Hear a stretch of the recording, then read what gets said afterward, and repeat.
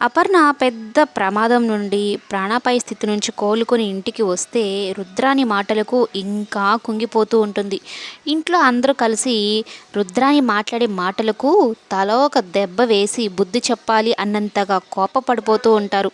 అయితే స్వప్న ఏమంటుందంటే, మొదటిసారి చూస్తున్నాను, బ్రెయిన్ లేకుండా పుట్టిన వ్యక్తి ఎవరైనా ఉన్నారా అంటే అది మా అత్తే అయినట్టుంది అని అయితే చెప్తూ ఉంటే, నేను ఇప్పుడు ఏం తప్పుగా మాట్లాడానని, ఏదో ఒక నిజాలు బయటపడిపోతే సరిపోతుంది కదా, ఈ వయసులో మా వదినికి సవతి పోరు ఎందుకు అన్నట్టు నిజ నిజాలు తేల్చండి అన్నాను, దాంట్లో తప్పేముంది అని అంటూ ఉంటే, ఇక రుద్రాని మాటలకు అపర్ణ మరలా ఎక్కడ ప్రమాదంలో పడుతుందో అని రాజు ఒక నిర్ణయం తీసుకుంటాడు.